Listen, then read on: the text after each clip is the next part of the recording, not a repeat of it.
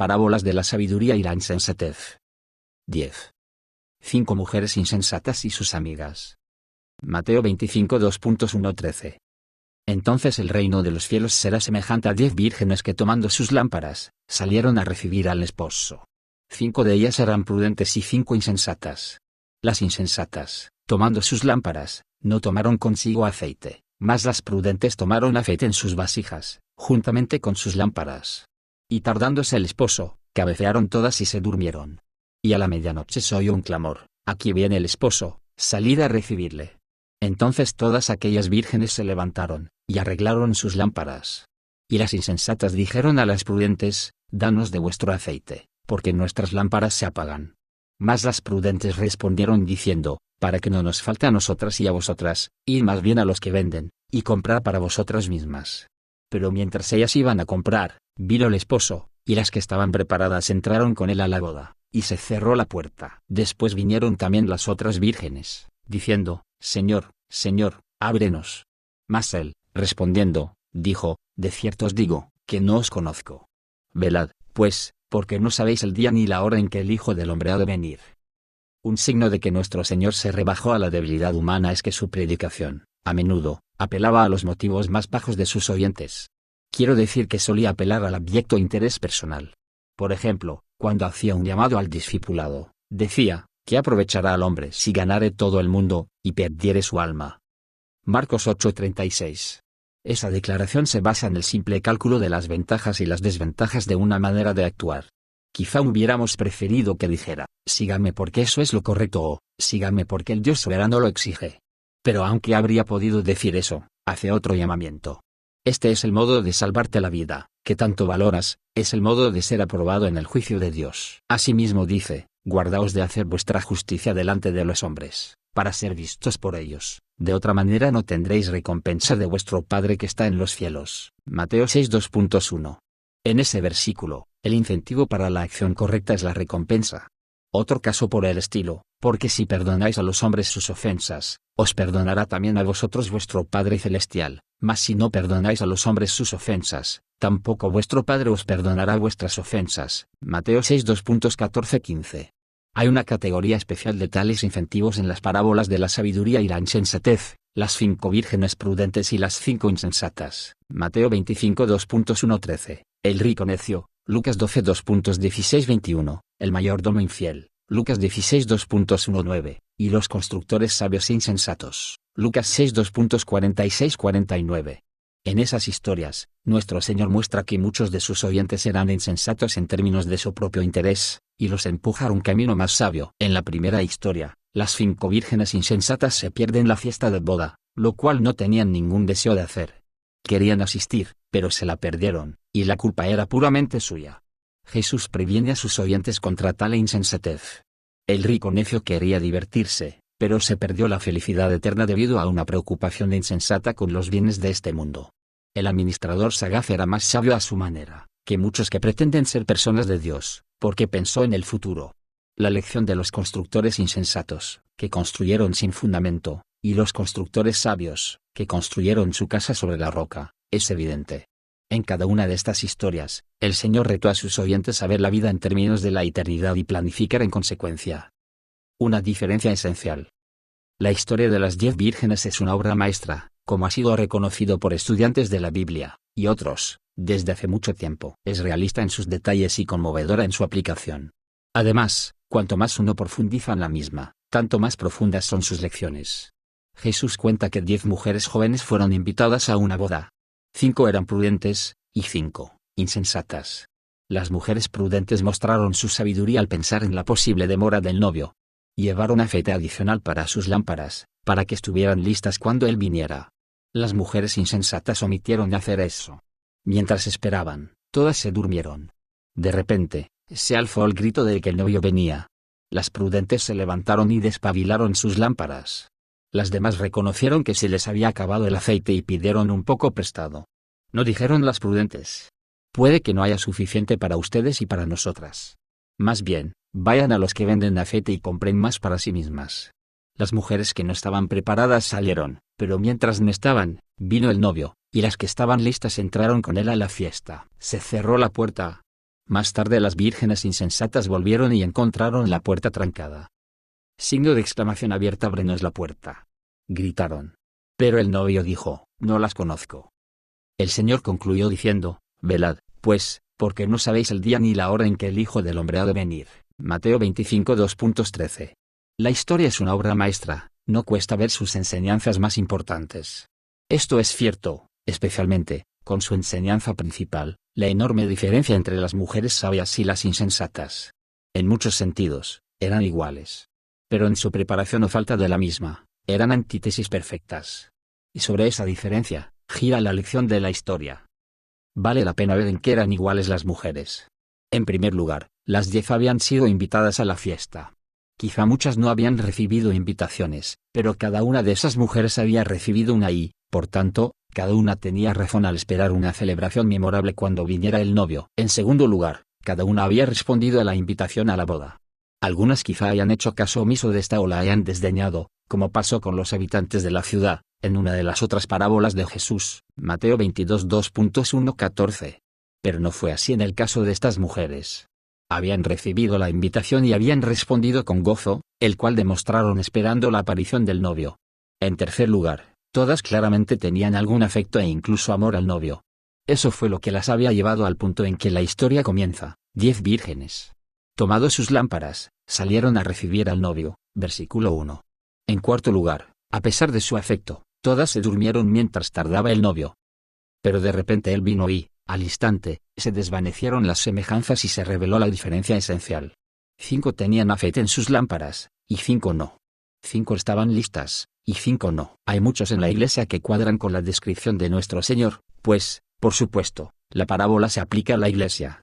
El escenario de estos últimos capítulos de Mateo, Mateo 23, 25, es el tiempo que precede a la segunda venida del Señor.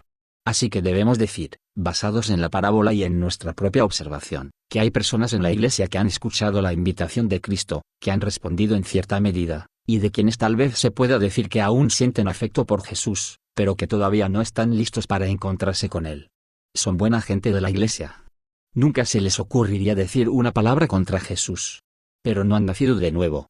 No tienen ese cambio interior que es lo único que les da derecho a entrar en el cielo.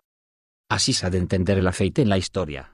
Algunos lo han aplicado al Espíritu Santo, una salida tentadora, ya que al Espíritu Santo a menudo se lo simboliza con aceite en las Escrituras. Pero si hacemos eso, empezamos a pensar que uno puede tener el Espíritu Santo y entonces quedarse sin él, por así decirlo, o que cuando se acaba, hay que comprar más.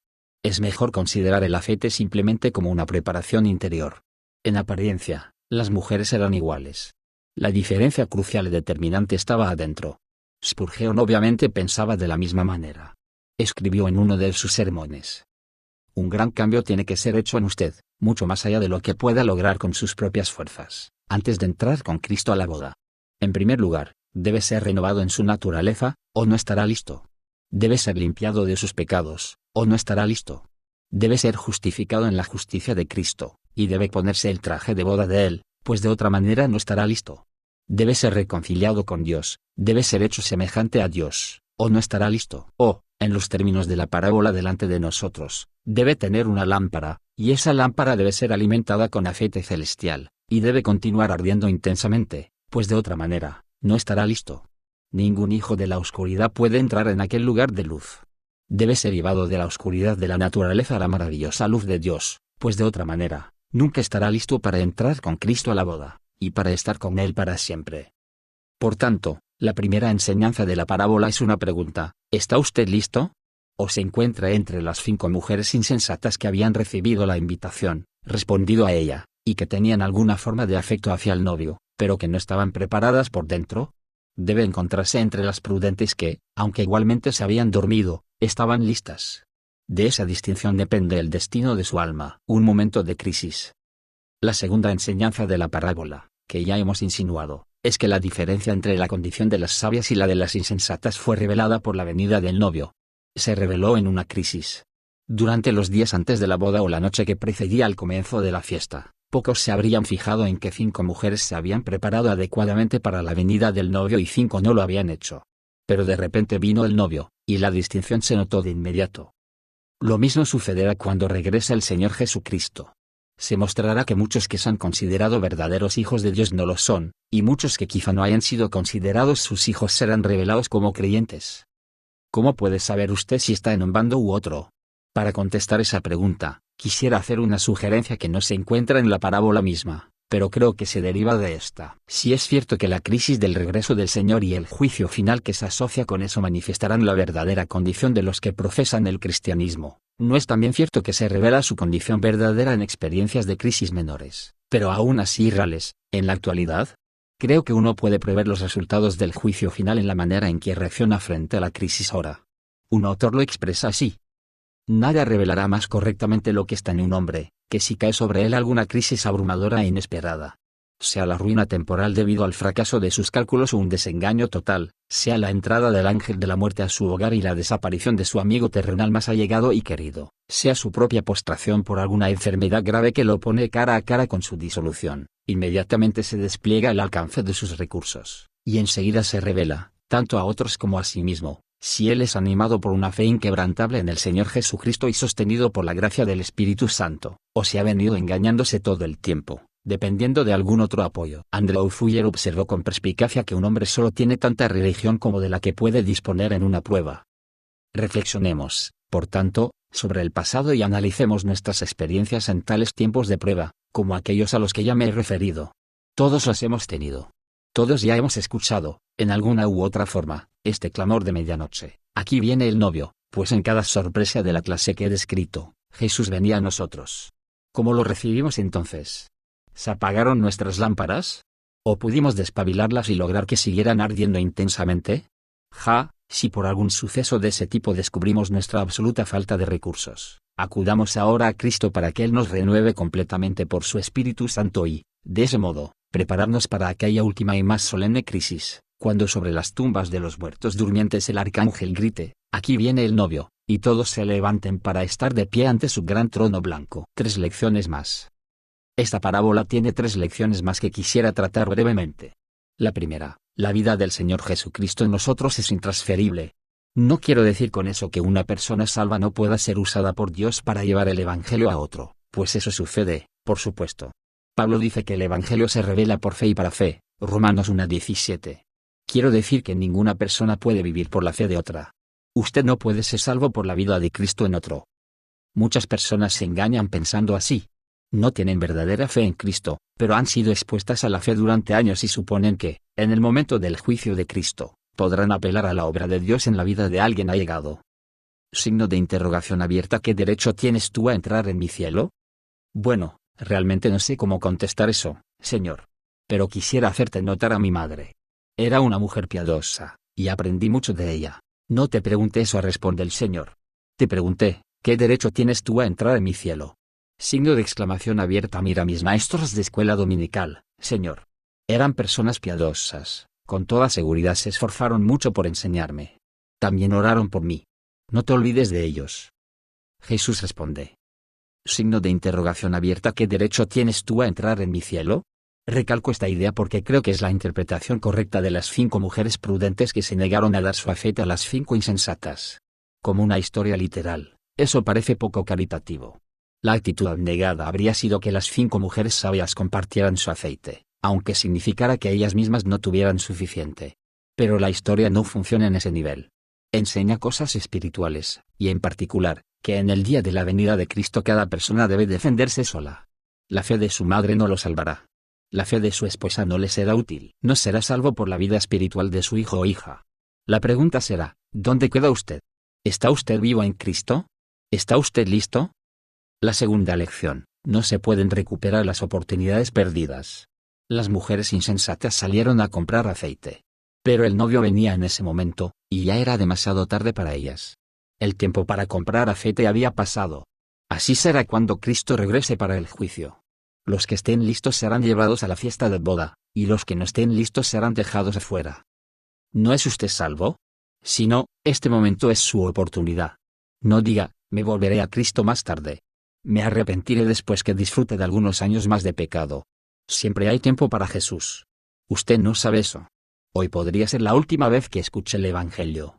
Aun si no lo fuera, aun si lo escuchara una y otra vez, no le será más fácil volverse a Dios más tarde. La realidad es todo lo contrario. Rechazar la oferta gratuita de la gracia de Dios ahora lo endurecerá tanto que les resultará mucho más difícil arrepentirse más tarde. Dios podría quebrantarlo, podría hacerlo mediante sufrimiento, angustia o frustración. Pero puede que no lo haga, y la sabiduría le dice que debe prepararse ahora. He aquí ahora el tiempo aceptable, he aquí ahora el día de salvación. 2 Corintios 6 2.2. La tercera lección: el Señor siempre viene sin previo aviso. Lo hará en el día de su segunda venida. Por eso, la parábola termina con las palabras: velad, pues, porque no sabéis el día ni la hora. Versículo 13. Jesús también vendrá sin previo aviso en el día que usted muera, lo cual viene a ser lo mismo. Mientras preparaba este estudio, llamé a un pastor que había sido amigo mío en el seminario. Había venido de Wyoming, después del seminario. Había regresado para pastorear una iglesia en el pequeño valle donde había crecido. Lo llamaba porque me había llamado varias semanas antes, buscando consejo acerca de unos problemas que tenía en su iglesia. Una mujer contestó el teléfono y resultó ser su madre, y me dijo que mi amigo, su hijo, estaba muerto. Había sufrido un derrame cerebral repentino e inesperado solo 2 semanas antes, sobrevivió 10 días y luego murió. Él era creyente. Pero la muerte había venido repentinamente, y ahora estaba en la presencia de su Señor.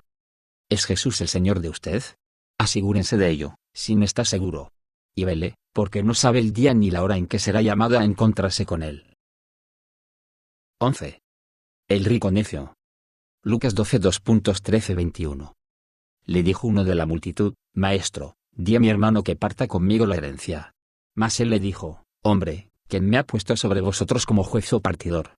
Y les dijo: Mirad, y guardaos de toda avaricia, porque la vida del hombre no consiste en la abundancia de los bienes que posee. También les refirió una parábola, diciendo: La heredad de un hombre rico había producido mucho. Y él pensaba dentro de sí, diciendo: ¿Qué haré? Porque no tengo dónde guardar mis frutos. Y dijo: Esto haré, derribaré mis graneros, y los edificaré mayores, y ahí guardaré todos mis frutos y mis bienes, y diré a mi alma: Alma, muchos bienes tienes guardados para muchos años, repósate, come, bebe, regocíjate. Pero Dios le dijo: Necio, esta noche vienen a pedirte tu alma, y lo que has provisto, ¿de quién será? Así es el que hace para sí tesoro, y no es rico para con Dios. La segunda de las parábolas del Señor sobre la sabiduría y la insensatez es la historia del rico necio. A diferencia de la parábola anterior, no presenta un contraste entre uno que era sabio y uno que era insensato. Trata exclusivamente de la necedad de estar preocupado con las riquezas. El énfasis sobre la sabiduría se revela solo al final, cuando el Señor les dice a sus oyentes que sean ricos, no en las cosas de este mundo, sino para con Dios. La historia tiene un escenario.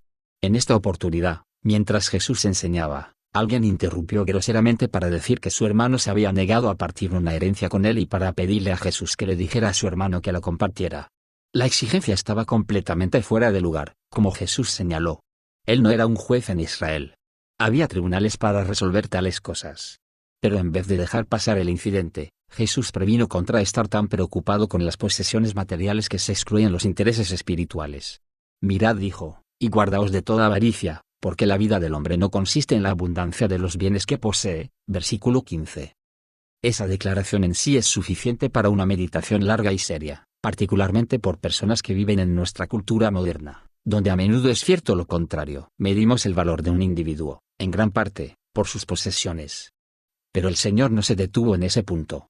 Procedió a hablar de un rico necio. Según la historia, un hombre tuvo una cosecha abundante un año, tan grande que no tenía espacio para guardarla.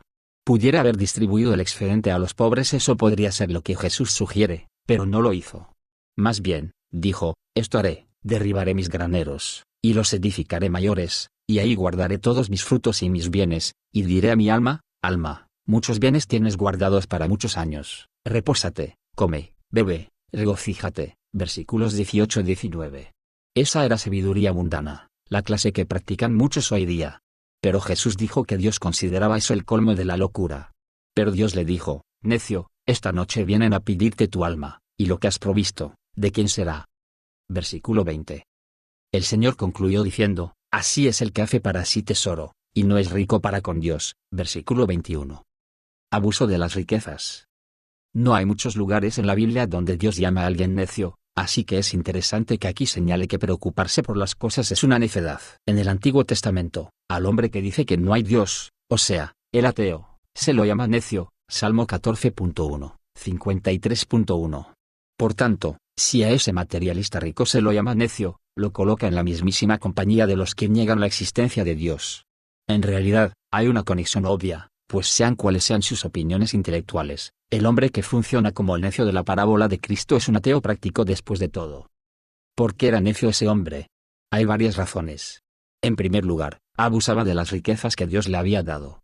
Había arado los campos, plantado el grano, cuidado de la tierra y recolectado la cosecha.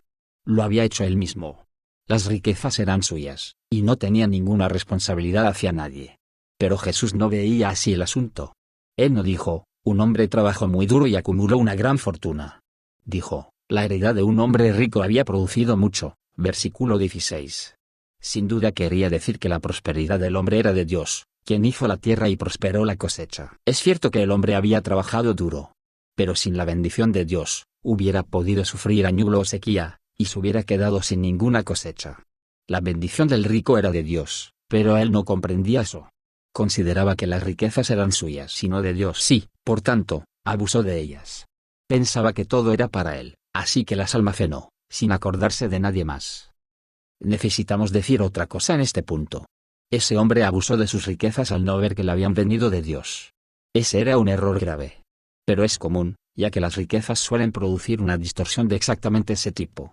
Las riquezas tienden a atraparnos en el ensimismamiento, el materialismo y la insensibilidad hacia otros de la misma manera que nos atrapa el pecado.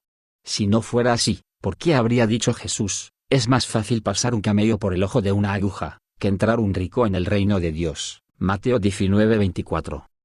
La Biblia no se opone a las posesiones cuando se usan debidamente. Vamos a volver a ese punto. Pero no debemos permitir que la verdad de que las riquezas pueden ser usadas debidamente nos ciegue a que, por lo general, se abusa de ellas o pueden arruinar nuestra propia espiritualidad. Muchos ejemplos bíblicos de riquezas mal habidas o abusadas deben alertarnos sobre el peligro.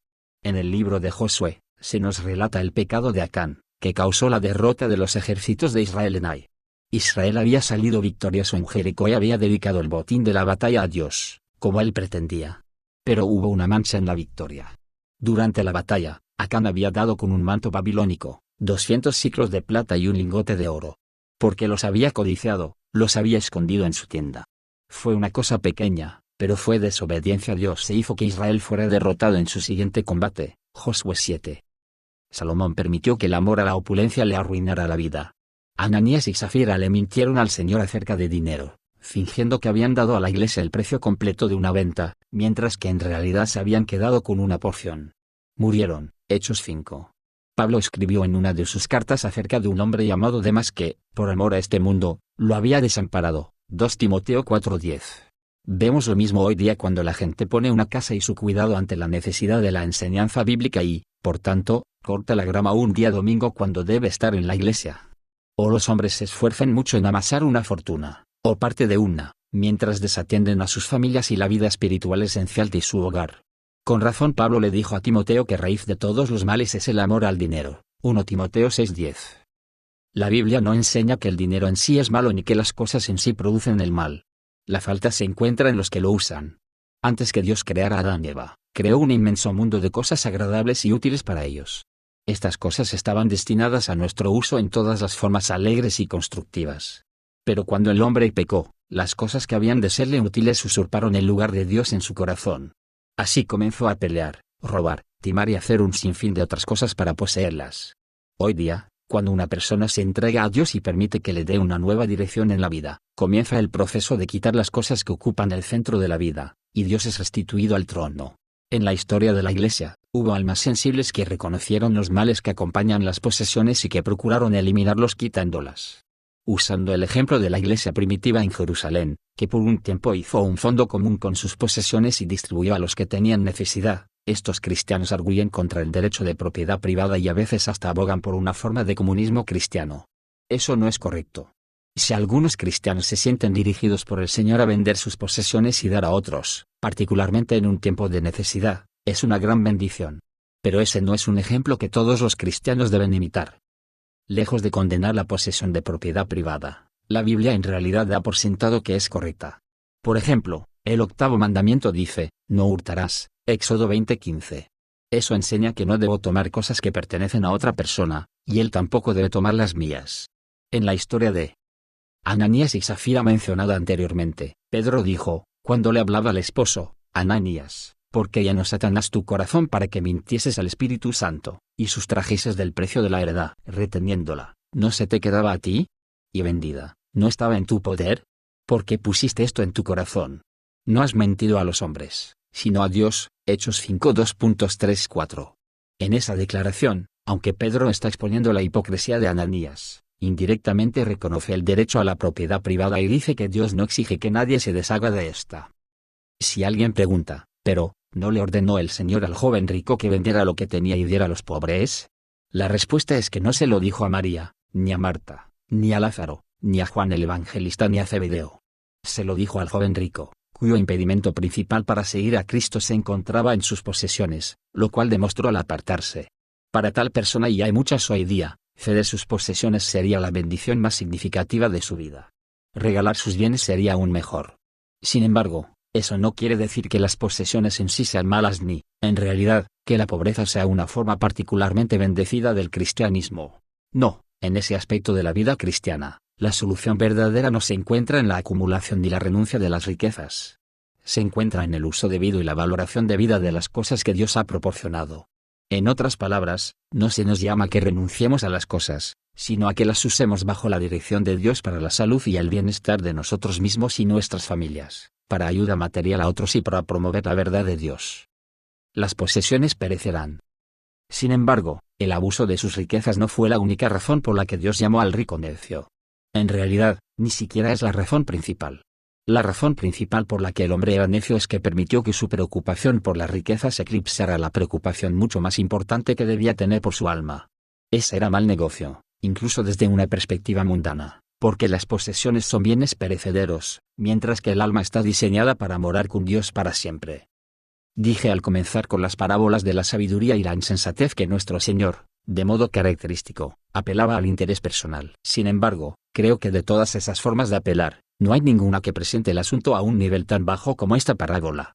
Imagínese, es la historia de un hombre moribundo, un hombre que se va de este mundo para pasar una eternidad en el infierno sin Dios. En tales circunstancias, Jesús bien pudiera haber argumentado, considera lo que has ganado en términos de lo que estás perdiendo. Compara tus placeres presentes con su privación y sufrimiento futuros. Pudiera haber dicho, contrapone el valor de tu alma a tus posesiones. Pero eso no es lo que dijo. Sabía que tales cosas le tenían sin cuidado al hombre. No valoraba su alma. Por eso el Señor se rebajó al nivel en que el hombre funciona y habló solo de sus posesiones. Su argumento fue, necio, esta noche vienen a pedirte tu alma, y lo que has guardado, ¿de quién será? La única cosa que tenía alguna posibilidad de hacer que tal hombre entrara en razón era la idea de que otro disfrutara de lo que a él le había llevado la vida a ganar. Piense en eso, si nada más lo conmueve. Los españoles tienen un proverbio lúgubre, en sudario no hay bolsillos. Un día, un hombre se encontró con otro en un tranvía, y comenzaron a hablar de un millonario, cuya muerte se había anunciado esa mañana en el diario. Signo de interrogación abierta. ¿Cuánto dejó?, preguntó uno. Todo lo que tenía, contestó el otro. Todo lo que usted tiene un día debe dejarse atrás. Ahora es suyo para usar o abusar, pero un día se le quitará, y usted estará desnudo ante aquel, que es su hacedor. ¿Cómo quedará en aquel día? Quedará como uno que ha puesto a Dios en primer lugar y, por tanto, ha llegado a ver las posesiones como un regalo de Él, para ser usadas para la obra de Dios. ¿O será uno de los muchos que se han vendido a las posesiones, excluyendo todo lo demás, y han muerto sin esperanza de salvación? Rico para con Dios. En las últimas 4 palabras de la parábola, el Señor da una pista acerca de lo que debe ser la meta del hombre sabio. Debe ser rico para con Dios, dice Jesús, versículo 21. Una frase como esa podría ser explicada en gran detalle, pero su sentido básico es bastante obvio. Quiere decir que uno ha de ser rico en cosas espirituales, que perdurarán, a diferencia de ser rico solo en cosas materiales, que no perdurarán. Un tesoro espiritual es la fe. Santiago dice, ¿no ha elegido Dios a los pobres de este mundo, para que sean ricos en fe y herederos del reino que ha prometido a los que le aman? Santiago 2:2.5. Otro tesoro son las buenas obras. Pablo le dijo a Timoteo que mandara a los que estaban bajo su cuidado que sean ricos en buenas obras, dadivosos, generosos, atesorando para sí buen fundamento para lo porvenir, que echen mano de la vida eterna. 1 Timoteo 6:2.18-19. El opuesto son los que edifican una vida de madera, heno y hojarasca y son salvos, si es que son salvos, así como por fuego. 1 Corintios 3:12, 15. Un escritor dice, la fe en Jesucristo nos enriquece al darnos las bendiciones del perdón, la paz, la santidad y el cielo, y las buenas obras, realizadas como resultado de la gratitud por esas bendiciones, nos enriquecen con la felicidad presente y la recompensa futura. Esas son cosas que el mundo no puede dar ni quitar. Esas cosas son las posesiones de nuestra alma, y la muerte no puede privarnos de ellas. ¿Qué debemos hacer para alcanzar tales riquezas? Hay dos requisitos previos. En primer lugar, debemos establecer que realmente las queremos y que, por tanto, estamos dispuestos a servir a Dios ante todo, en vez de a nuestras posesiones. El Señor mismo dijo, no podéis servir a Dios y a las riquezas. Mateo 6:24. La palabra que se traduce aquí como riquezas es la palabra hebrea mamón, que significa posesiones materiales. Viene de una raíz que quiere decir confiar a alguien o dejar al cuidado de alguien. Mamón, por tanto, quería decir las riquezas confiadas a otro. En ese periodo de su desarrollo, la palabra no tenía ninguna connotación mala. Un rabino podía decir, que el mamón de tu prójimo sea tan valioso a ti como el tuyo. Cuando se quería darle un sentido malo, se añadía un adjetivo o alguna otra palabra calificativa, como por ejemplo el mamón de la injusticia o mamón injusto. Sin embargo, con el paso del tiempo, el significado de la palabra pasó del modo pasivo, lo que se confía, al activo, aquello en que uno confía. Con eso la palabra, cuyo significado original se representaba mejor con una M minúscula, llegó a escribirse con una mayúscula, como si designara a un dios. Ese cambio se repite en cualquier persona que no tenga los ojos fijos en los tesoros espirituales. ¿Se han convertido las cosas en su Dios? ¿Ocultan a Dios? Puede que no, pero si usted piensa más en su casa, su automóvil, sus vacaciones, su cuenta bancaria, su ropa, su maquillaje o sus inversiones que en Dios, está sirviendo al mamón y acumulando tesoros en la tierra. Según Jesús, donde esté vuestro tesoro, ahí estará también vuestro corazón. Mateo 6:21. La segunda cosa necesaria si vamos a volvernos ricos para con Dios es que debemos despojarnos de cualquier cosa que ocupa el lugar de esas riquezas espirituales. Debemos volvernos pobres en espíritu antes que podamos volvernos ricos en bendiciones espirituales. Mateo 5:2.3. Debemos vaciar el corazón de avaricia, orgullo y otros pecados, para que las riquezas de Dios puedan entrar a raudales. Eso es lo que han descubierto los hijos de Dios. Antes de su conversión, Agustín estaba orgulloso de su intelecto y sus conocimientos, y su orgullo impedía que creyera en Cristo. Después que se despojó de su orgullo y dejó de organizar perfectamente su propia vida, encontró la sabiduría de Dios a través de la Biblia. La experiencia de Martín Lutero fue similar. Cuando el futuro reformador, siendo joven, entró en el monasterio, fue para ganarse la salvación mediante la piedad y las buenas obras. No obstante, tenía un profundo sentido del fracaso.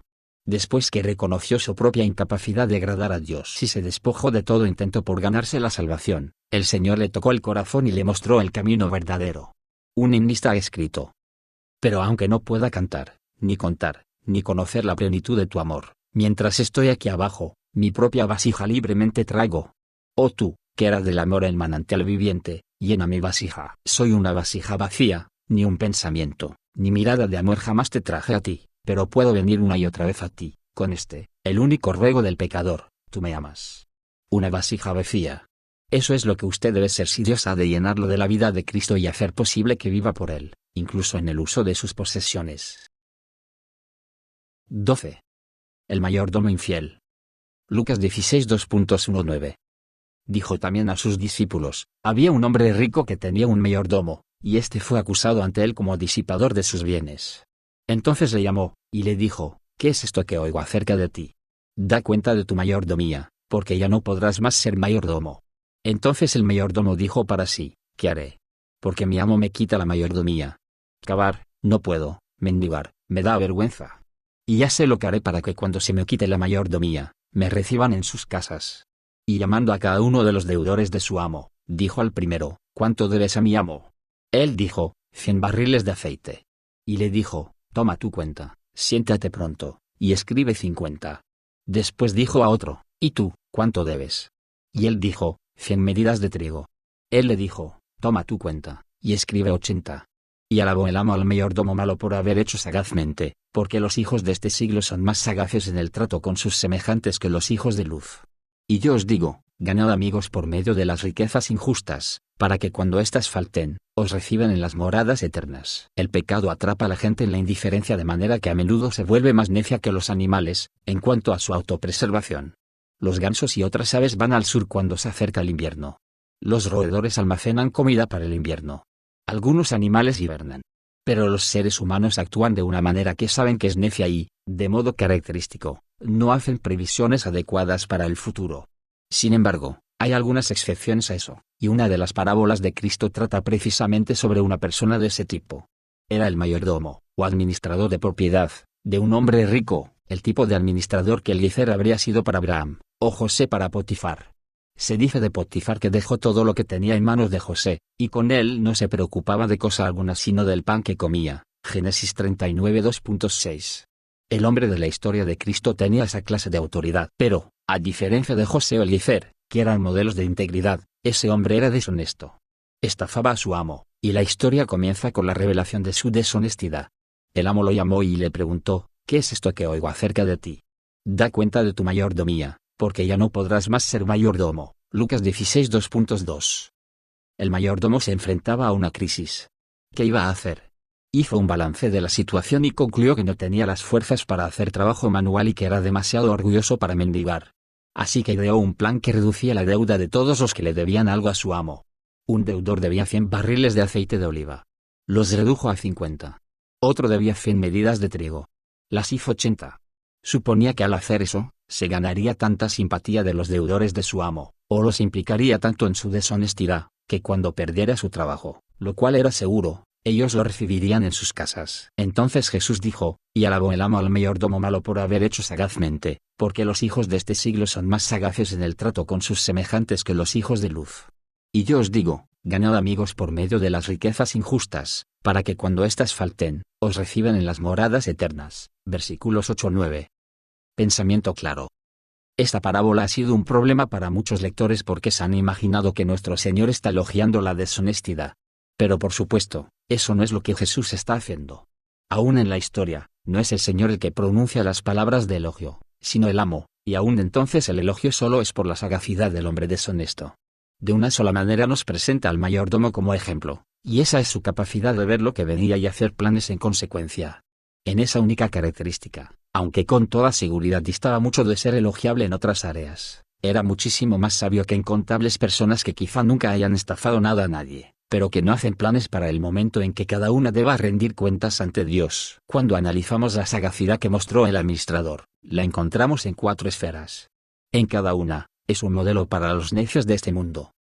En primer lugar, el administrador vio la situación con claridad. Podemos imaginarnos a una persona que trataría de eliminar su problema solo con desearlo. Había sido descubierto y ahora se le exigía que rindiera cuentas. Se le había amenazado con la pérdida de su empleo. Hubiera podido pensar: es cierto que estoy en un apuro y me costará salir del aprieto. Pero he estado en apuros antes y siempre he pasado raspando. Tal vez mi amo no podrá detectar las alteraciones que he hecho en sus libros.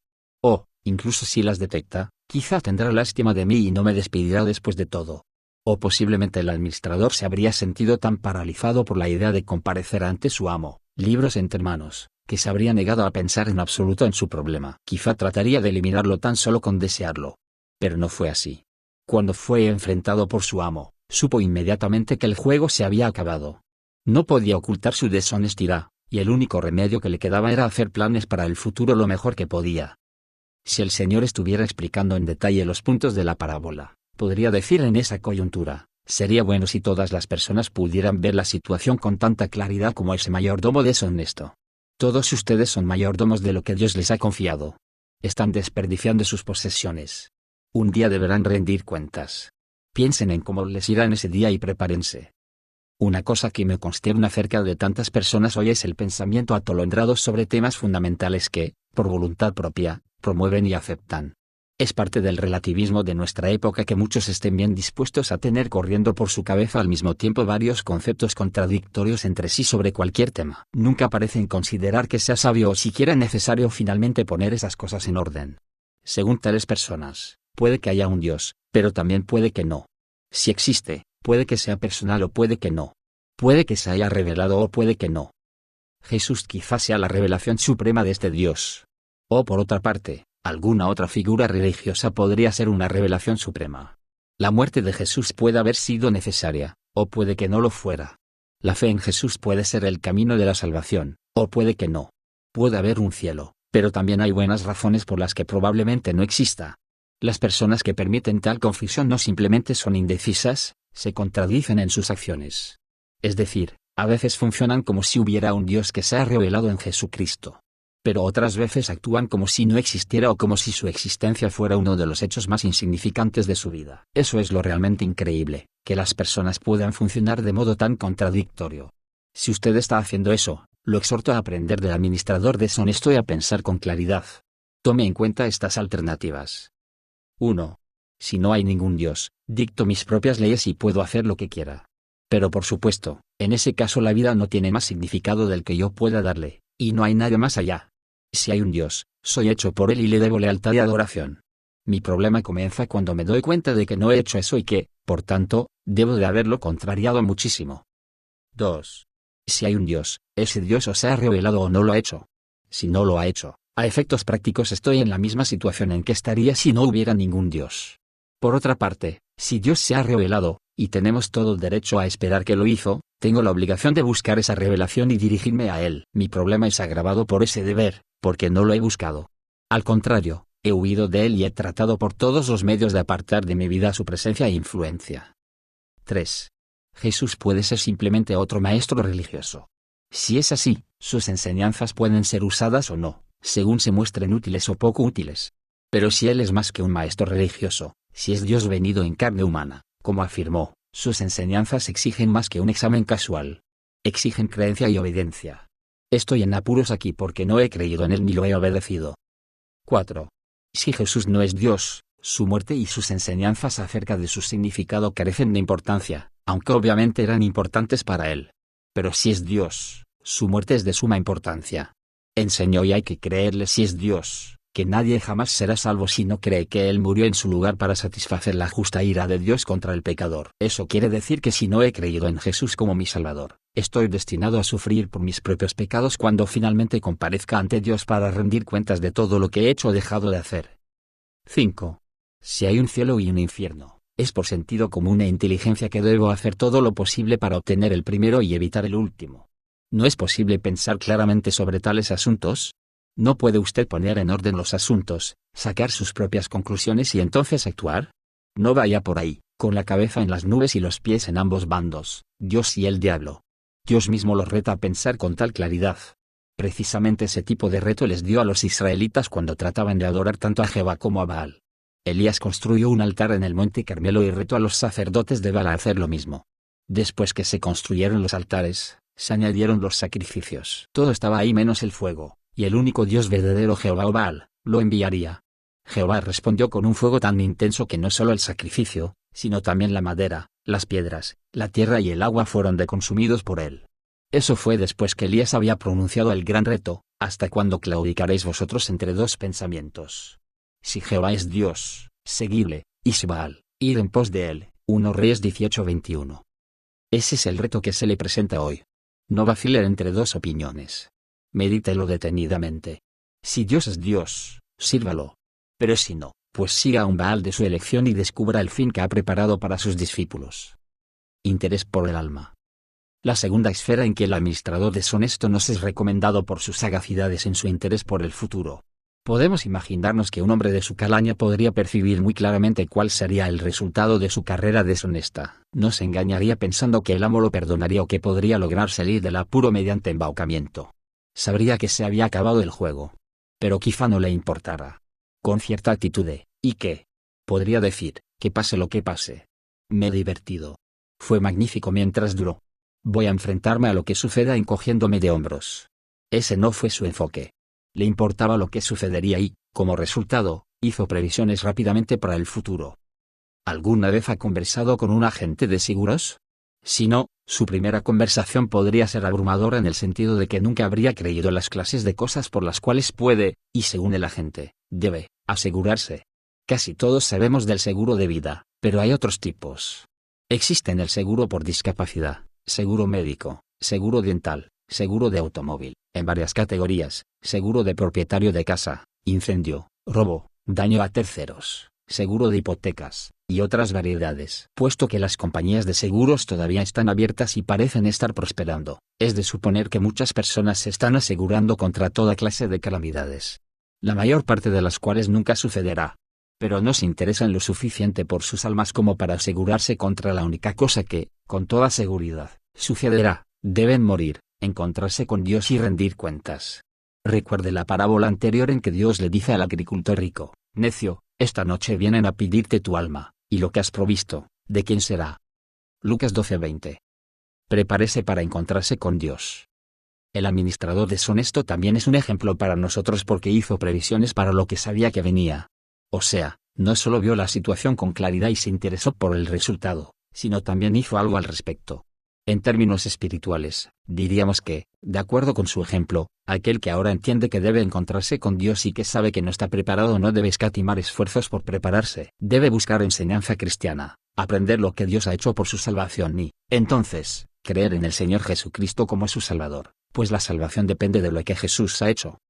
Sin embargo, es interesante que, en este contexto, Jesús ponga énfasis no tanto en la fe en su propia persona como en el uso debido del dinero, el cual solemos considerar poco importante o, por lo menos, no un asunto espiritual. Esta parábola viene después de la del hijo pródigo, que termina con el interés desequilibrado del hermano mayor por la propiedad. Este hijo tuyo ha consumido tus bienes con rameras. También va antes de la parábola del rico y Lázaro. En esta vida, el rico tenía bienes, pero los usó para sí y los despilfarró, mientras que Lázaro no tenía nada. En el cielo, se invierten los papeles. Aún más importante, la parábola del administrador sagaz termina con una aplicación al dinero y va seguida de una discusión de los usos de las riquezas. Jesús dice: y yo os digo, ganad amigos por medio de las riquezas injustas, para que cuando éstas falten, os reciban en las moradas eternas. El que es fiel en lo muy poco, también en lo más es fiel, y el que en lo muy poco es injusto, también en lo más es injusto. Pues si en las riquezas injustas no fuisteis fieles, ¿quién os confiará lo verdadero?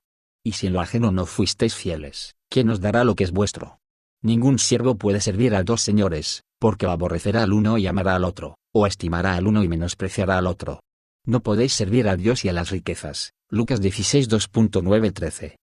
Esas declaraciones no parecen estar en ningún orden lógico, más bien son aforismos que surgen de la parábola acerca del dinero. Enseñan tres cosas. En primer lugar, el Señor dice que debemos usar el dinero para ganar amigos que llegarán al cielo antes que nosotros, para que cuando se acabe el dinero, como con toda seguridad sucederá algún día, permanezcan los amigos. No se trata, el lector entenderá esto, de comprar amigos en el cielo, ni mucho menos de comprarse el favor de Dios. Más bien la situación es similar a la de las ovejas y los cabritos que se ve en Mateo 25. En esa historia, los justos usaron sus posesiones para dar de comer a los hambrientos, dar de beber a los que tenían sed, vestir a los desnudos, recibir forasteros y visitar a los que estaban enfermos y en la cárcel. El Señor mostró que ese era un uso debido de las riquezas. Los malos no hicieron ninguna de esas cosas. En segundo lugar, el Señor enseña sobre la confianza, mostrando que una persona debe ser fiel en las cosas pequeñas antes que le confíen cosas grandes. Parece haber esferas cada vez más amplias de la confianza. 1. Unidades pequeñas de las riquezas de otras personas. 2. Unidades grandes de las riquezas de otras personas. 3. Las riquezas propias, y 4. Las riquezas espirituales. Se sugiere aquí otra parábola de Cristo, en la que un siervo a quien confiaron 5 talentos los usó sabiamente y le confiaron 5 más, un hombre a quien le confiaron 2 talentos los usó sabiamente y le confiaron 2 más, pero un siervo a quien le dieron un talento que no usó, y se lo quitaron. Mateo 25 2.14-30, CP. Lucas 19 2.11-27. Evidentemente, el Señor Jesús toma en serio tales asuntos. La manera en que manejamos nuestro dinero es un indicio de lo fieles que seríamos en otras esferas, y la fidelidad en esta y todas las esferas de la responsabilidad terrenal es premiada con tesoros espirituales. En tercer lugar, el Señor declara terminantemente que una persona no puede servir tanto a Dios como al dinero. Muchos lo intentan, o fingen intentarlo, pero no se puede hacer. O Dios es Señor y, por tanto, determina cómo se han de usar nuestras riquezas y otras posesiones, o el dinero es Señor, y éste determinará el lugar, si es que existe, que dediquemos a Dios y sus intereses. El administrador sagaz de la parábola de Cristo debe ser emulado en un último punto. Actuó con rapidez. Habiendo visto la situación con claridad y estando muy interesado por su futuro, hizo previsiones inmediatamente. No demoró, no había tiempo que perder. Ni tampoco tiene usted tiempo que perder si todavía no está en una relación correcta con Dios.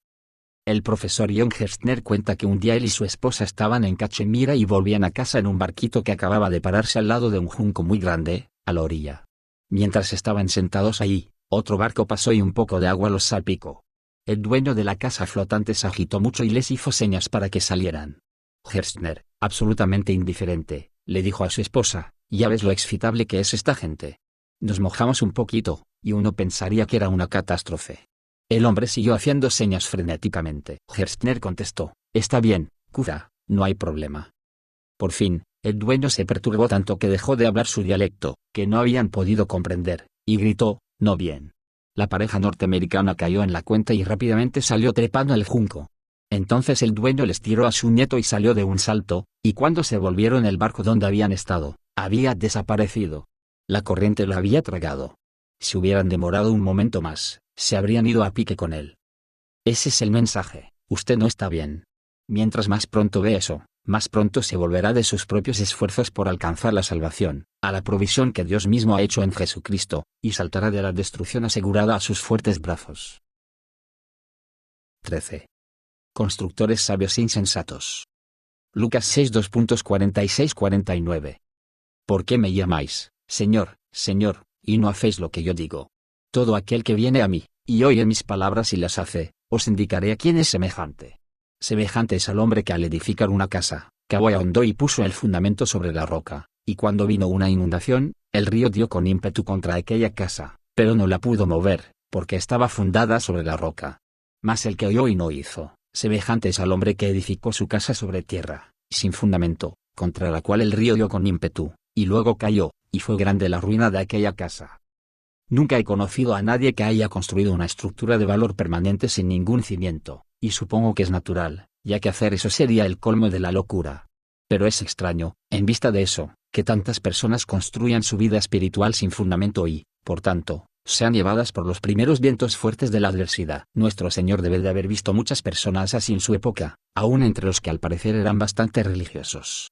Los seguían, escuchando sus enseñanzas, y cuando se dirigían a Él, le decían: «Señor, Señor», pero no hacían lo que Él decía, y por esa omisión fatal, Jesús los comparó con personas que construían sin ningún cimiento. En un pasaje similar al final del Sermón del Monte, Jesús dijo: «Pero cualquiera que me oye estas palabras y no las hace, le compararé a un hombre insensato, que edificó su casa sobre la arena, y descendió lluvia, y vinieron ríos, y soplaron vientos, y dieron con ímpetu contra aquella casa, y cayó, y fue grande su ruina». Mateo 7 2.26-27. Es importante ver que esas palabras no fueron dichas para las personas que se rebelaron contra las enseñanzas en algún grado, sino para las personas que las escucharon e hicieron una profesión de fe. Su insensatez no es la de los simples incrédulos. Es la insensatez de gente que ha escuchado lo que es correcto, ha reconocido que es correcto, y pretende seguirlo, pero no pone en práctica las enseñanzas de Cristo. El constructor insensato. Necesitamos reflexionar sobre esos constructores que no ponen fundamento. Necesitamos comenzar dándonos cuenta de que, en la superficie, todo parece estar bastante bien con ellos. Profesan todas las cosas correctas. Se asocian con creyentes verdaderos. Mientras la vida vaya sin complicaciones, es difícil distinguirlos de los sabios que han construido sobre un fundamento sólido. Hacia finales de un verano, después de haber pasado varios meses en Europa, tuve la oportunidad de volver a los Estados Unidos en un barco estudiantil que cruzaba a la ciudad de Nueva York desde Rotterdam. Mientras me embarcaba, pensé que probablemente era el barco más pequeño que se permitía en el océano. Más tarde descubrí que era lento y muy ligero en alta mar. Nos embarcamos una tarde y zarpamos al anochecer. Para la mañana siguiente, todavía estábamos en el Canal de la Mancha, a la vista de Holanda, supuse. Varios días después, estábamos a la vista de Landsen, Inglaterra. La travesía llevó 9 días. Tuvimos problemas con el tiempo. Era la temporada de huracanes, y varias tormentas revolvían el océano.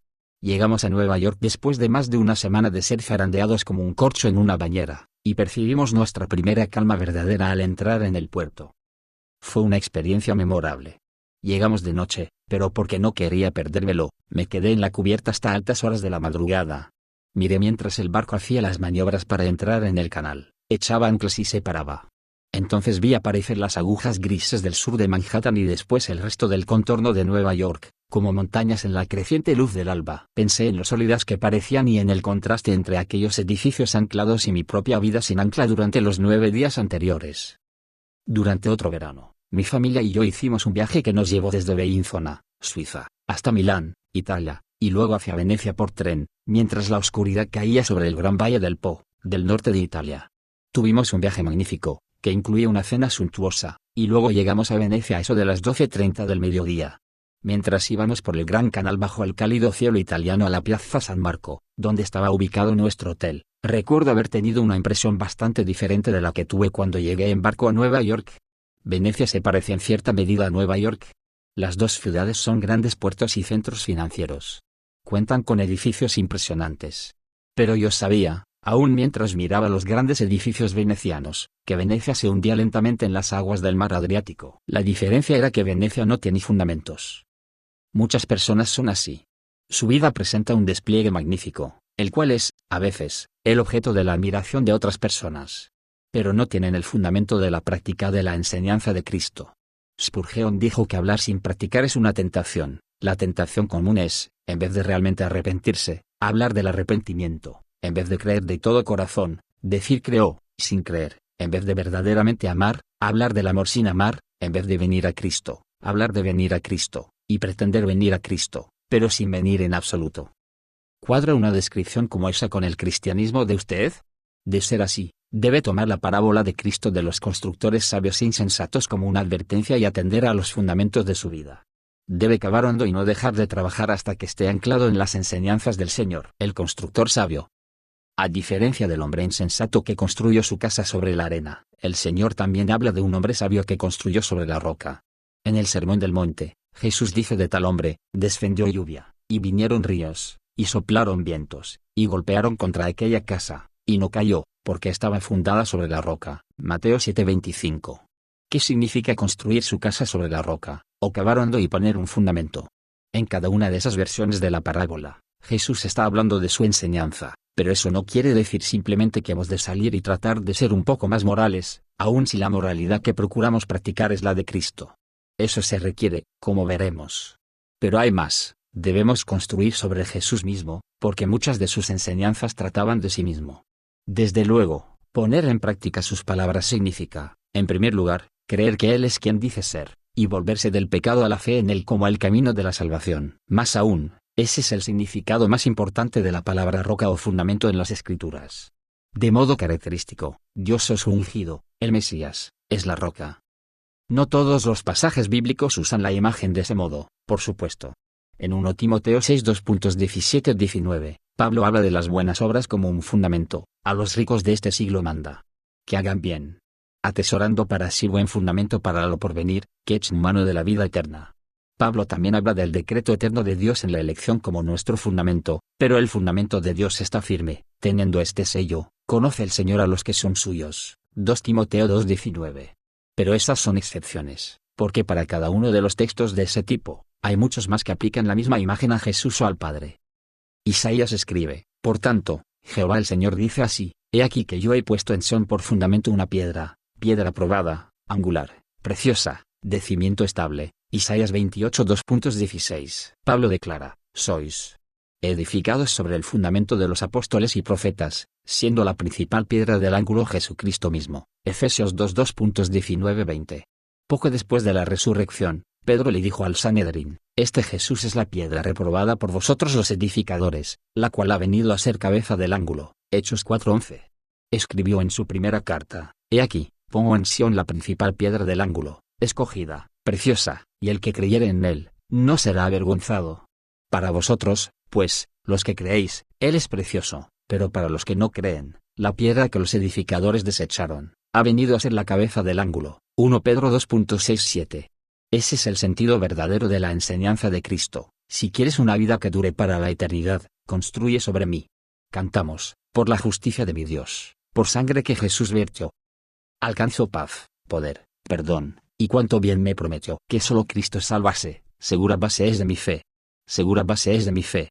En la tormenta es mi sostén, el pacto que juró y selló, su amor es mi supremo bien, su amor que mi alma redimió, La roca eterna que me da base única que durará, base única que durará. Hemos evitado un error en la interpretación de la parábola de Cristo, pensar que podemos tener las enseñanzas de Cristo sin Cristo. Pero debemos evitar el otro error también, pensar que podemos tener a Cristo sin las enseñanzas de Cristo. Particularmente, contra eso Jesús nos previene en la versión de la parábola en Lucas, pues es una reacción a los que, como dice él, lo llaman Señor, Señor, y no hacen lo que les dice. Lucas 6:46. Según Jesús, no podemos tener su ética sin él, pero tampoco podemos tenerlo a él sin su ética. Debemos construir sobre uno y otro. El contexto es muy importante en este punto, pues tanto en el Sermón del Monte como en Lucas 6, la parábola viene como la conclusión de un conjunto sustancial de la enseñanza ética de Jesús. El caso más obvio es el Sermón del Monte. Allí la parábola se encuentra hacia el final del capítulo 7, después de 3 capítulos de instrucción moral. La sección en Lucas es más corta, pero es paralela a Mateo 5, 7. Comienza con una versión breve de las bienaventuranzas e incluye enseñanzas, tales como la necesidad de amar a los enemigos y renunciar a juzgar y condenar a otros. Por supuesto, no hemos de limitar la práctica de la enseñanza de Cristo solamente a lo que se encuentra en aquellos 4 capítulos. Pero si queremos un ejemplo particular de lo que pensaba Jesús mientras contaba la parábola, difícilmente podemos encontrar algo mejor que esas cosas. Bienaventurados vosotros los pobres, porque vuestro es el reino de Dios. Bienaventurados los que ahora tenéis hambre, porque seréis saciados.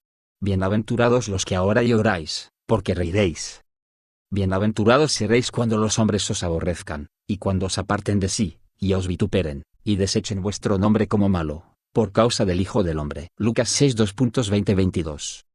Gozaos en aquel día, y alegraos, porque he aquí vuestro galardón es grande en los cielos, porque así hacían sus padres con los profetas. Versículo 23. Las frases por causa del Hijo del Hombre y así hacían sus padres con los profetas dejan en claro que Jesús no está ensalzando la pobreza, el hambre, la pena o el rechazo en sí, como si pudiera haber alguna virtud en esas cosas. Más bien, está ensalzándolos cuando se soportan por causa de él, o como dice en el Sermón del Monte, por causa de la justicia. He aquí la dicha de uno que practica la enseñanza de Cristo, aún hasta el punto de la privación personal o el odio de otros. Tal persona obviamente tiene una vida ordenada de tal manera que Cristo, y no él mismo, es el centro. Y con ese cambio, no es difícil ir y hacer las otras cosas de las que habla el Señor. Amad a vuestros enemigos, haced bien a los que os aborrecen, bendecid a los que os maldicen, y orad por los que os calumnian. Al que te hiera en una mejilla, preséntale también la otra, y al que te quite la capa, ni aun la túnica le niegues. A cualquiera que te pida, dale, y al que tome lo que es tuyo, no pidas que te lo devuelva. Y como queréis que hagan los hombres con vosotros, así también haced vosotros con ellos.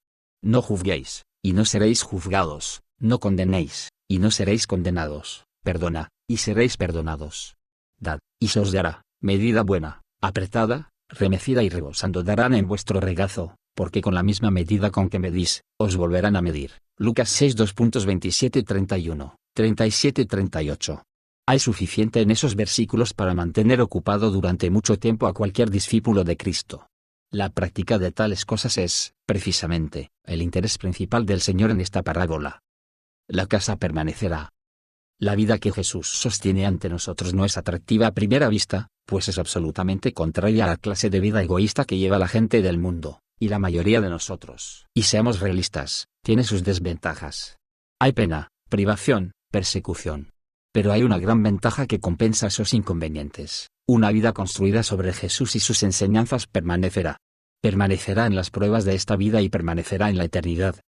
Vamos a tener tribulaciones. Esas son nuestra común suerte, pero el cristiano que está construyendo sobre Cristo y cuya mente es cautiva de la voluntad de Dios puede triunfar sobre ellas gloriosamente. Romanos 5 2.3. En el libro de Job, uno de los amigos de Job dice, porque la aflicción no sale del polvo, ni la molestia brota de la tierra. Pero como las chispas se levantan para volar por el aire, así el hombre nace para la desdicha. Job 5 2.6-7. La imagen es altamente poética. Nos dice que cada generación puede compararse con un montón de leña que se coloca en las brasas ardientes de la anterior. Ese es nuestro destino, pasar por el fuego y, con el tiempo, ser liberados por la quema. Cada hijo de Adán, usted, y yo e incontables millones más, experimentará pena, dolor, sufrimiento, desengaño y, finalmente, la muerte. ¿Cuál es la solución? No el escape, seguramente, escapar es imposible. La solución es construir sobre el cimiento seguro. Jesús dice que, aunque descenderá la lluvia, vendrán inundaciones y soplarán vientos, la vida que está construida sobre él sobrevivirá al ímpetu y permanecerá para siempre. Así fue con Job. Así fue con Moisés y David, e Isaías y Jeremías, y todas las demás figuras grandes del Antiguo Testamento. Así fue para Pedro y Santiago, y Juan y Pablo. Permítame darle una ilustración más contemporánea.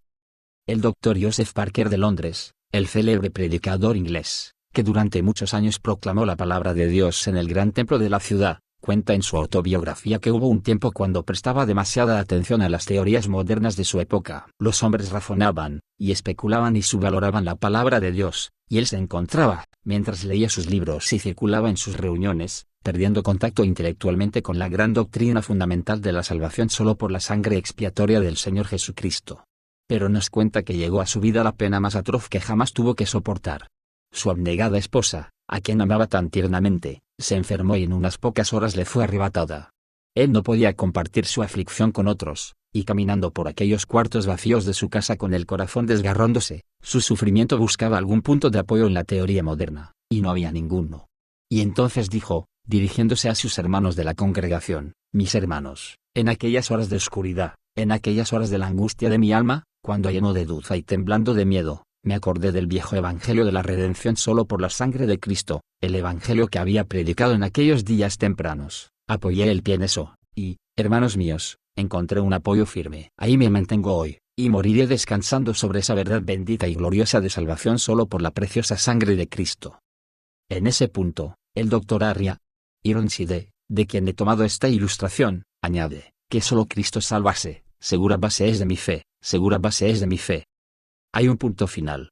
Hemos hablado de construir sobre un fundamento firme, como constructor sabio, y de construir sobre la arena, como un constructor insensato. Pero, por lo menos, los que hacen una u otra cosa están construyendo. Uno podría no estar practicando, pero está oyendo las palabras de Cristo. Que de los que ni siquiera oyen, porque no quieren. Si alguien hay más necio que el que oye pero no quiere practicar, es el que se niega a oír en absoluto. Charles Spurgeon escribió de tales personas: hay decenas de miles a quienes la predicación del Evangelio es como música en oídos de un cadáver. Se tapan los oídos y no quieren oír, aunque el testimonio trate del propio Hijo de Dios, y de vida eterna y del modo de librarse de la ira eterna. A su mejor interés, a su beneficio eterno, los hombres están muertos. Nada puede dirigir su atención a su Dios. ¿A qué, pues, se parecen estos hombres? Se pueden comparar correctamente con el hombre que no construyó ninguna casa en absoluto, y permaneció sin hogar de día y sin techo de noche. Cuando los problemas mundanos vienen como una tormenta, aquellas personas que no quieren oír las palabras de Jesús no tienen ninguna consolación que los alegre. Cuando viene la enfermedad, no tienen ningún gozo en su corazón que los sostenga bajo sus dolores, y cuando la muerte, la más terrible de las tormentas, los azota, sienten toda su furia, pero no encuentran ningún escondite. Descuidan el alojamiento de su alma y, cuando el huracán de la ira todopoderosa se desate en el mundo por venir, no tendrán ningún lugar de refugio. En vano gritarán a las peñas que caigan sobre ellos, y a los montes que los cubran. Quedarán en aquel día sin abrigo de la justa ira del Altísimo. Si usted es de esa clase, no cometa la estupidez de seguir desprevenido y perecer. Venga a Jesús ahora. Crea en Él y comience a construir no solo para esta vida, sino para la eternidad.